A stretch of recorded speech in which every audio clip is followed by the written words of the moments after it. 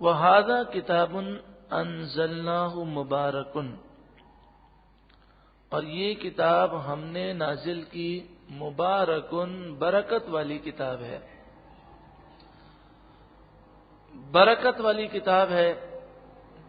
برکت کا مطلب اضافہ بھی ہوتا ہے، زیادتی بھی ہوتی ہے، لیکن حقیقت یہ ہے کہ برکت سے مراد ہے جس کام میں جیسی ضرورت ہو ایسی رحمت نازل ہو جائے۔ جیسے بسم اللہ پڑھ کر جو کام شروع کیا جائے اس میں برکت ہوتی ہے۔ تو برکت کا مطلب اضافہ نہیں ہوتا کہ بعض لوگ جب وہ جھاڑو لگاتے ہیں تو بسم اللہ نہیں پڑھتے، کہتے ہیں برکت ہو گئی تو یہ تو جھاڑو ہی ختم نہیں ہونی۔ تو ایسا نہیں ہے۔ برکت کا مطلب جہاں پر اب جیسے کھانے پر بسم اللہ پڑھی تو کھانے میں اضافے کی ضرورت ہے تو وہاں اضافے کی رحمت نازل ہوگی۔ جھاڑو دیتے ہوئے، کپڑا دھوتے ہوئے یا کوئی کام کاج کرتے ہوئے، گاڑی کی صفائی کرتے ہوئے بسم اللہ پڑھی تو وہاں ضرورت یہ ہے کہ کام آسانی سے جلدی ہو جائے، تو برکت کے معنی یہ ہے کہ آسانی ہو جائے گی۔ یہ مطلب نہیں ہے جو لوگ سمجھتے ہیں۔ تو یہ وہ پیاری کتاب ہے کہ جو اس سے وابستہ ہو جائے اس کی زندگی آسان ہو جاتی ہے، رحمتوں والی ہو جاتی ہے۔ وَهَذَا كِتَابٌ أَنزَلْنَاهُ مُبَارَكٌ، یہ کتاب ہم نے نازل فرمائی بڑی برکت والی ہے۔ فَاتَّبِعُوهُ، تو تم اس کی پیروی کرو۔ وَاتَّقُوا، اور تم ڈرو۔ لَعَلَّكُمْ تُرْحَمُونَ، تاکہ تم پر رحم کیا جائے۔ أَن تَقُولُوا، کبھی کہو تم، یعنی یہ کتاب اس لیے نازل ہوئی تاکہ تم یہ نہ کہہ سکو انما انزل الکتاب علی طائفتین من قبلنا، کتاب تو ہم سے پہلے دو گروہ پر نازل ہوئی تھی، یہودیوں اور عیسائیوں پر۔ وَإِن كُنَّا عَن دِرَاسَتِهِمْ لَغَافِلِينَ، اور بے شک ہم تو ان کے پڑھنے پڑھانے سے بے خبر تھے۔ ہمارا قصور کیا؟ ہمیں تو نہ توریت ملی نہ انجیل ملی، تو اس لیے تم پر قرآن نازل کر دیا گیا تاکہ تم کل بروز قیامت عذر پیش نہ کر سکو۔ او تقولوا، یا تم کہو لو انا انزل علینا الکتاب لکنا اہدی منہم، اگر کتاب ہم پر نازل کی جاتی ضرور ہم ان سے زیادہ ہدایت پر ہوتے، سیدھے راستے پر ہوتے۔ یہودی اور عیسائی بے عقل تھے، اگر کتاب ہم پر نازل ہوتی تو ہم کتاب کو مانتے، لہذا تمہارا یہ عذر ختم کر دیا گیا، کتاب مل گئی۔ فقد جاءکم بینۃ من ربکم، تو بے شک تمہارے پاس تمہارے رب کی طرف سے روشن دلیل آ گئی، وہدی ورحمہ، اور ہدایت اور رحمت آ گئی۔ فمن اظلم ممن کذب بآیات اللہ وصدف عنہا، اور اس سے بڑھ کر ظالم کون کہ جو اللہ کی آیتوں کو جھٹلائے اور ان آیتوں سے منہ پھیر لے۔ صدف مانے منہ پھیر لینا۔ سنجزی الذین یصدفون عن آیاتنا سوء العذاب، سنجزی ضرور، سین زبر سا مانے ان قریب، نجزی ہم بدلہ دیں گے، ان قریب ہم بدلہ دیں گے ان لوگوں کو جنہوں نے یصدفون عن آیاتنا، ہماری آیتوں سے منہ پھیرا، سوء العذاب، جو منہ پھیرتے ہیں ہم انہیں برا عذاب دیں گے۔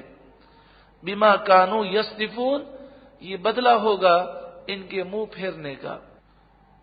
هل ينظرون، کاہے کے انتظار میں ہیں وہ، اتنی روشن نشانیاں دیکھنے کے بعد ایمان کیوں نہیں لاتے؟ کس چیز کا انتظار کر رہے ہیں؟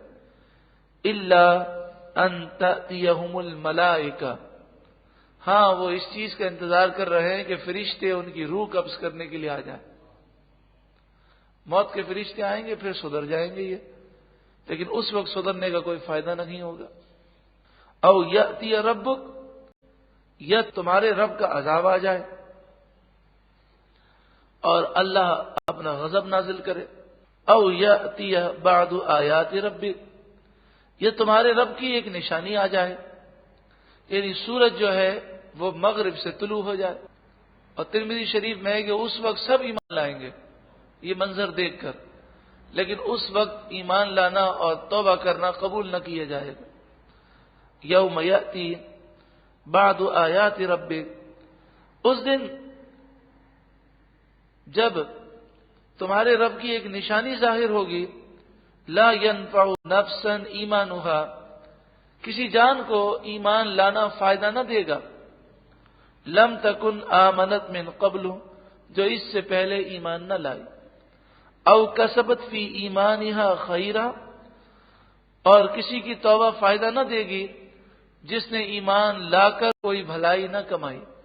گناہوں بھری زندگی اگر گزاری تو سورج کو مغرب سے طلوع ہوتے ہوئے دیکھ کر توبہ کرے گا تو اس وقت توبہ کا دروازہ بند ہو چکا ہوگا۔ قل انتظروا، آپ فرمائیے تم انتظار کرو ان میں سے کسی چیز کا، یا موت کا انتظار کرو، یا اللہ کے عذاب کا، یا رب کی نشانی کا۔ انا منتظرون، بے شک ہم بھی انتظار کر رہے ہیں کہ تمہارا کیا حشر ہوتا ہے۔ ان الذین فرقوا دینہم، بے شک وہ لوگ جنہوں نے اپنے دین کو ٹکڑے ٹکڑے کر دیا، یعنی یہودی اور عیسائی، وکانوا شیعا، اور وہ کئی گروہ ہو گئے، کئی فرقے بن گئے۔ لست منہم فی شیء، اے محبوب آپ کا ان سے کوئی تعلق نہیں ہے۔ انما امرهم الی اللہ، ان کا معاملہ اللہ کے سپرد ہے، اللہ کے حوالے ہے۔ ثم ینبئهم، اللہ انہیں خبر دے گا، بما کانوا یفعلون، جو وہ کام کیا کرتے تھے۔ من جاء بالحسنہ، جو ایک نیکی لے کر آئے، فلہ عشر امثالھا، تو اس کے لیے اس کی مثل 10 ہیں، ایک پر اللہ 10 کا ثواب عطا فرمائے گا۔ اور یہ بھی حد نہیں ہے، جس کے لیے چاہے بڑھائے گا، 700 تک ذکر کیا گیا، اور جس کے لیے چاہے گا اس سے زیادہ عطا فرمائے گا۔ ومن جاء بالسیئۃ، اور جو برائی لے کر آئے، فلا یجزا الا مثلھا، تو اسے اس برائی کے بدلے میں برابر بدلہ دیا جائے گا۔ ایک برائی کی ہے تو اسی برائی کی اسے سزا دی جائے گی، اس سے زیادہ سزا نہیں دی جائے گی۔ وہم لا یظلمون، اور ان پر ظلم نہ کیا جائے گا۔ اہل سنت و جماعت کا یہ عقیدہ ہے کہ برائی کی جو سزا اللہ دے گا، یہ سزا دینا عدل ہے، اور نیکی پر جو اللہ انعام دے گا یہ نیکی کی اجرت نہیں ہے، بلکہ یہ محض رب کا کرم اور فضل ہے۔ میں نے آپ سے عرض کیا نا، میدان عرفات میں چند گھنٹے احرام کی حالت میں گزار لینا، اس میں کون سی محنت ہے، لیکن اللہ اپنے فضل سے کتنی بڑی بڑی نعمتیں عطا فرمائے گا۔ قل، اے محبوب آپ فرمائیے، اننی ہدانی ربی الی صراط مستقیم، بے شک میرے رب نے مجھے صراط مستقیم کی طرف ہدایت عطا فرمائی ہے، اور میں ہمیشہ سے صراط مستقیم پر ہوں۔ دینن قیمن، مضبوط دین ہے، یہ ٹھیک دین ہے۔ ملت ابراہیم، ابراہیم علیہ السلام کی ملت ہے، شریعت ہے۔ حنیفن، ابراہیم علیہ السلام ہر باطل سے جدا تھے۔ وما کان من المشرکین، اور وہ مشرک نہ تھے۔ اس میں کفار قریش کا رد ہے، جو کہتے ہیں ہم ابراہیم علیہ السلام کی اولاد سے ہیں اور ابراہیم علیہ السلام کے دین پر ہیں، تو ابراہیم علیہ السلام تو مشرک نہ تھے، اور یہ کفار مکہ تو شرک کیا کرتے۔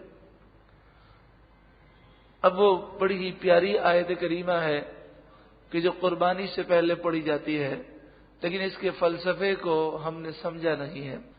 قل، اے محبوب آپ فرمائیے، ان صلاتی، بے شک میری نماز، ونسکی، اور میری قربانیاں، ومحیای، اور میرا جینا، ومماتی، اور میرا مرنا، للہ رب العالمین، اللہ رب العالمین کے لیے ہے۔ لیکن جب ہم قربانی سے پہلے یہ دعا پڑھتے ہیں، کبھی ہم نے اس کے مفہوم پر غور کیا کہ ایک طرف ہم کہہ رہے ہیں ان صلاتی و نسکی، میری نماز میری قربانی اللہ کے لیے ہیں، لیکن لوگوں کی واہ واہ تعریف اور لوگ کہیں بڑا مہنگا جانور لے کر آئے، یہ بھی تو خواہشات ہوتی ہیں، تو اللہ کے لیے تو نہ ہوئی۔ اور پھر آگے کیا ہے، وَمَحْيَايَ وَمَمَاتِي اللہ اکبر، جینا مرنا اللہ کے لیے۔ اللہ معاف فرمائے، ہمارا تو جینا مرنا دنیا کے لیے، دنیا کمانے کے لیے۔ صبح اٹھتے ہیں تو دنیا کی فکر، رات کو سوتے ہیں دنیا کی فکر۔ جینا مرنا اللہ کے لیے، اللہ کرے ہمارا ہو جائے۔ تو جس کا مرنا اور جینا اللہ کے لیے ہو تو پھر وہ اللہ کی نافرمانی نہیں کرتا۔ وہ کمانے بھی جاتا ہے تو نیت یہی ہوتی ہے، رب کا حکم ہے رزق حلال کماؤں، بال بچوں کو ہاتھ نہ پھیلانا پڑے، اور کچھ اگر زائد مل گیا تو میں اس سے دین کی خدمت کروں گا۔ لا شریک لہ، اس کا کوئی شریک نہیں، کوئی برابر نہیں اس کے۔ وَبِذَلِكَ أُمِرْتُ، اسی بات کا مجھے حکم دیا گیا۔ وَأَنَا أَوَّلُ الْمُسْلِمِينَ، اور میں سب سے پہلے اسلام لانے والا ہوں، چونکہ حضور سب سے پہلے پیدا ہونے والے ہیں۔ ساری مخلوق میں سب سے پہلے اللہ نے رسول اللہ کو پیدا کیا۔ اور یہ حدیث صحیح ہے کہ فرمایا کہ كُنْتُ نَبِيًّا وَآدَمُ بَيْنَ الْمَاءِ وَالطِّينِ، آدم علیہ السلام ابھی پیدا بھی نہیں ہوئے تھے، وہ پانی اور مٹی کے درمیان تھے، میں اس وقت بھی نبی تھا۔ تو حضور صلی اللہ علیہ وآلہ وسلم ساری مخلوق میں سب سے پہلے آپ کے نور کو بنایا گیا۔ وَأَنَا أَوَّلُ الْمُسْلِمِينَ، سب سے پہلے میں رب کی بارگاہ میں گردن جھکانے والا ہوں۔ قل، اے محبوب آپ فرمائیے، اغیر اللہ ابغی ربا، انہوں نے شرک کی دعوت دی مشرکین نے، تو فرمایا محبوب اب ان سے کہیں کیا میں اللہ کے سوا کوئی اور رب تلاش کروں؟ وَهُوَ رَبُّ كُلِّ شَيْءٍ، حالانکہ وہ ہر چیز کا رب ہے۔ وَلَا تَكْسِبُ كُلُّ نَفْسٍ إِلَّا عَلَيْهَا، یہ بات ولید بن مغیرہ نے کہی تھی کہ آپ ہمارے دین کی طرف آ جائیں، پھر آپ فکر نہ کریں، جو گناہ ہوگا میرے کندھے پر، میں لے لوں گا۔ جس طرح آج بعض جاہل لوگ کہتے ہیں جھوٹ بول دو، یہ کام کر لو، وہ بولے نہیں جناب گناہ ہے، ارے فکر نہیں کرو، تم کرو جو گناہ میرے سر کے اوپر۔ ایسا نہیں ہوتا، جو گناہ کرے گا وہ گناہگار تو ہے ہی۔ ہاں یہ ضرور ہے کہ جس نے گناہ کی ترغیب دی اس کے نامہ اعمال میں بھی گناہ لکھا جائے گا، لیکن گناہ کرنے والے کا گناہ کوئی اپنے سر پہ نہیں لے سکتا۔ وَلَا تَكْسِبُ كُلُّ نَفْسٍ إِلَّا عَلَيْهَا، جو برائی کمائے گا وہ خود ذمہ دار ہے۔ وَلَا تَزِرُ وَازِرَةٌ وِزْرَ أُخْرَى، اور کوئی بوجھ اٹھانے والی جان کسی دوسرے کے گناہ کا بوجھ نہیں اٹھا سکتے، ہر ایک کو اپنے گناہوں کا بوجھ اٹھانا ہے۔ ہاں یہ مسئلہ پھر عرض کروں، گناہ جاری الگ چیز ہے۔ ہم نے کسی کو گناہ کی دعوت دی، اب جب تک وہ گناہ کرتا رہے گا اسے تو گناہ ملتا رہے گا اور ہمارے نامہ اعمال میں بھی گناہ لکھا جائے گا۔ اللہ گناہ جاریہ سے محفوظ رکھے، کیونکہ اس کا تو حساب ہمارے اکاؤنٹ میں بھی نہیں ہوتا۔ اپنے گناہ تو انسان کو معلوم ہوتے ہیں، لیکن ہماری وجہ سے جن لوگوں نے گناہ کیے وہ کتنے گناہ کرتے رہیں گے۔ تو کل بروز قیامت نامہ اعمال میں جب وہ گناہ درج ہوں گے تو انسان پریشان ہوگا۔ اللہ تعالی ہمیں ہر قسم کے گناہوں سے نجات عطا فرمائے۔ ثم الی ربکم، پھر تم اپنے رب کی طرف مرجعکم لوٹائے جاؤ گے، فینبئکم بما کنتم فیہ تختلفون، پھر وہ تمہیں خبر دے گا ان تمام کاموں کی جس میں تم اختلاف کیا کرتے تھے۔ سورہ انعام کی آخری آیت کریمہ ہے، وَهُوَ الَّذِي جَعَلَكُمْ، اور وہی ہے رب جس نے تمہیں بنایا، خلائف الارض، زمین میں نائب، اس لیے کہ نبی اکرم صلی اللہ علیہ وآلہ وسلم آخری نبی اور رسول ہیں۔ اب قیامت تک حضور کی امت ہے، تو جتنی امتیں پہلے گزری سب سے آخر میں آنے والی امت محمدیہ ہے، تو یہ سب کی نائب ہے۔ وَهُوَ الَّذِي جَعَلَكُمْ خَلَائِفَ الْأَرْضِ، اور وہی ہے جس نے تمہیں زمین میں نائب بنایا۔ وَرَفَعَ بَعْضَكُمْ فَوْقَ بَعْضٍ درجات، اور تم میں ایک کو دوسرے پر کئی درجے فوقیت فضیلت عطا فرمائی. رفع بلند کیا، درجات بلند کیے. اس سے مراد دنیاوی درجات ہیں اور اخروی درجات بھی ہیں. دنیاوی درجات مثلا دنیا کے اندر کسی کی شکل صورت اچھی ہے، کسی کی بری ہے. کوئی حسن و جمال کا پیکر ہے، کسی کے پاس روزی بہت زیادہ ہے، کوئی غریب ہے. کسی کے پاس عقل بہت زیادہ ہے، کسی میں عقل کم ہے. کوئی علم رکھتا ہے، کوئی علم سے بالکل بے بہرا ہے. تو کچھ تو وہ چیزیں ہیں کہ جو انسان کو بغیر محنت کے ملی ہیں، جیسے روزی وہ تقدیر میں لکھ دی گئی، وہ ملنی ہے. حسن و جمال، صحت اور بہت ساری چیزیں ہیں. اللہ تبارک و تعالی نے مختلف لوگوں کو مختلف صلاحیتیں عطا فرمائیں. ابھی ہمارا امتحان ہے کہ جسے نعمت ملی وہ شکر ادا کرے، اور جو نعمت سے اپنے آپ کو محروم سمجھتا ہے وہ اللہ کی دوسری نعمتوں کو یاد کرے اور اس تکلیف پر وہ صبر کرے. مثلا کسی کو حسن و جمال نہ ملا تو اس پر رونے کی ضرورت نہیں، بلکہ وہ دیکھے اللہ نے اسے دوسری خوبیاں دی ہوں گی، تو وہ دوسری خوبیوں کو اپنے اندر اجاگر کرنے کی کوشش کرے اور حسن و جمال کی فکر اپنے دل سے نکال دے، صبر کرے. لِيَبْلُوَكُمْ فِي مَا آتَاكُمْ، تاکہ اللہ تعالیٰ تمہارا امتحان لے ان چیزوں میں جو اللہ نے تمہیں عطا کی. تو یہ امتحان ہے، کسی کو دے کر آزمایا جاتا ہے، کسی سے لے کر آزمایا جاتا ہے. اور پھر کبھی کبھی یہ ہوتا ہے کہ کسی کو مثال کے طور پہ کوئی چیز ملی ہی نہیں تو صبر کرنا آسان ہے، مل جائے اور پھر چلی جائے تو صبر کرنا مشکل ہے. ایک آدمی شروع سے غریب ہے، غربت ہی دیکھی ہے تو صبر کرنا آسان ہے. لیکن پہلے کروڑ پتی تھا اور اب اچانک سے کنگلا ہو گیا اور غربت آ گئی اور کھانے کے لالے پڑ گئے، تو یہ غربت کے ایام پر صبر کرنا بڑا مشکل ہے. اللہ تبارک و تعالیٰ کا یہ امتحان ہوتا ہے، اور جب کوئی اس امتحان میں کامیابی سے ہمکنار ہوتا ہے تو اس کے بعد اس کے لیے راحتیں ہی راحتیں ہوتی ہیں. ان ربک سریع العقاب، بے شک تمہارے رب کو عذاب کرتے دیر نہیں لگتی، بے شک تمہارا رب جلد عذاب دینے والا ہے. وَإِنَّهُ لَغَفُورٌ رَحِيمٌ، اور بے شک وہ ضرور بخشنے والا مہربان ہے. اب دیکھیں اس آیت کریمہ میں کیسی ترتیب ہے کہ اللہ کے عذاب کا بھی ذکر ہے اور اللہ کی رحمت کا بھی ذکر ہے، اور یہ بیلنس ہونا ضروری ہے. اللہ کی رحمت سے امید بھی ہو اور اس کے غضب سے ڈر بھی ہو، تبھی انسان کی اصلاح ہوتی ہے. اگر عذاب کا خوف اتنا بیٹھ جائے کہ رحمت سے مایوس ہو جائے تو یہ بھی سخت جرم ہے اور منع ہے. اور رحمت کی اتنی امید ہو جائے کہ عذاب سے بے پرواہ ہو جائے تو یہ بھی انسان کو سرکش بنا دیتی ہیں باتیں. بچوں کی تربیت کے لیے ضروری ہے کہ باپ کا پیار بھی ہو اور باپ کی سختی بھی ہو. صرف پیار ہی پیار ہو تو بچے کا ستیہ ناش ہو جاتا ہے، اور اگر صرف سختی ہی سختی ہو کہ بچہ باپ کے سامنے بات ہی نہ کر سکے، اپنے دل کی کبھی بات ہی کہہ ہی نہ سکے، اتنا جلالی باپ ہو، تو پھر نتیجہ یہ ہوگا کہ اس صورت میں بھی باپ اور بچے کے درمیان بڑا فاصلہ ہے اور وہ تربیت نہیں ہو سکتی.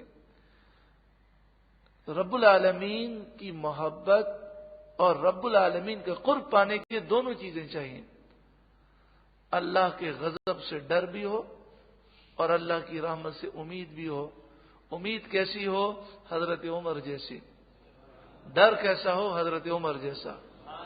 حضرت عمر کی کیا بات ہے، جب بھی یہ بات سنے تو سبحان اللہ زبان پر جاری ہوتا ہے. فرماتے ہیں کل بروز قیامت ندا ہو کہ ایک ہی شخص جنت میں جائے گا، باقی سب جہنمی ہیں، انبیاء اور اولیاء کے علاوہ. ایک ہی شخص جنت میں جائے گا تو کہتے ہیں مجھے امید ہے وہ عمر ہوگا. اور اگر یہ ندا ہو کہ سب جنتی ہیں، ایک ہی شخص جہنم میں جائے گا تو کہتے ہیں مجھے ڈر ہے کہ کہیں وہ عمر نہ ہو. تو ڈر بھی ہے اور امید بھی ہے. اللہ رب العالمین ہمیں اس کی خوب برکتیں نصیب فرمائے. اللہ تبارک و تعالی ہمیں نور قرآن سے روشن و منور فرمائے.